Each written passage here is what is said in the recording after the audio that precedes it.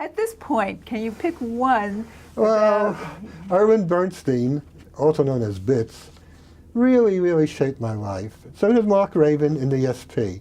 It's the Lady or the Tiger. Which story do you choose? Talk about Irwin, because he was so significant in my life. Mark had introduced me to a life beyond the bourgeois, humdrum life. I hate to use a pretentious word like bourgeois, but to me, I can't think of another word. Life on St. John's Place of blue-collar kids with nothing on their agenda to do except whatever. But we weren't criminals. We didn't get into trouble. We didn't do anything bad. We had that Jewish sense of our parents control our lives, and we are being brought up under a culture. We're not Vildachayas. We never behaved like that. And so there was one guy who was my brother's peer group named Irwin. He was about 6 years older than me. And his friends grew up, met girls, got married, left the neighborhood. Irwin was left behind. His nickname was Bits, and I'll tell you why. He had Tourette's syndrome when there was no known cure for it. And he made these noises, clicks, all these terrible things. And he would constantly make noises, and he would have an involuntary cursing streak even. And I won't go into that. But he had terrible symptoms. So every night we would get together on the stoop. I would hear the guys talk about the Dodgers and the Yankees and this baseball and that baseball and this ridiculous nonsense about batting averages, like this is going to make their lives different, this is going to be significant about something. And they just rambled on and on. I couldn't stand it. So I had a little job. I forget what I did. I had a lot of little jobs in the summer to make money. And I bought an Emerson AM radio, and I brought it down and sat on the other stoop. Irwin comes over to me. He says, my brother's nickname was Mo. I was Little Mo. And then I became Mo. Marvin, Mo, get it? So he comes over and he says, you're Mo's brother. Harold, huh? Hey, turn to 1560 AM. You know, that was only AM in those days. He didn't say that. Turn to 1560. I did, and it was classical music. And I had heard it a little bit on the radio by accident. And in the school, sometimes the principal played it over the radio, over the PA.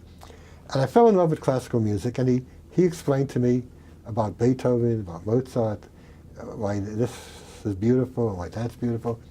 And we used to listen to QXR all night long, where the other guys were talking about baseball scores and batting averages and all this important stuff to them. And then Irwin starts realizing that, hey, maybe I have an adult maturity and an adult intelligence. First, you know, one of the guys on the street who realized I'm not like everybody else. And he started talking to me about politics, about religion, or non-religion, putting creative, humanist thoughts in my head, which made sense to me. Talking about life, about women. A 14-year-old wanted to know about girls. They were imagining, I mean, you saw them in school, and we were all such under Jewish cultural non-participation in anything except a handshake or spin the bottle once in a while at a party, and the parties are very rare and few between. So Irwin and I got very friendly, and sometimes on a hot night when everybody had their tenement windows open and Irwin was clicking and gurgling and making all his noises, the old women, the altar cockers, would stick their head out the window and say, Irwin, you got a cold, go upstairs, take an aspirin, you'll be better. And they'd go on and on. They said, Irwin, go take a walk. I can't get to sleep. So when Irwin and I would walk around, and he believe me, he was very heterosexual, and so was I, and still am. So a young boy, older guy, 6 years older thing, never went anywhere except the guy was my mentor in a way, a guy from the street. And then later on, when I started to go off to high school and college, I would see less and less of him. And then I would take the subway back from Thomas Jefferson High School or the subway back from Hunter College to get off at Utica Avenue.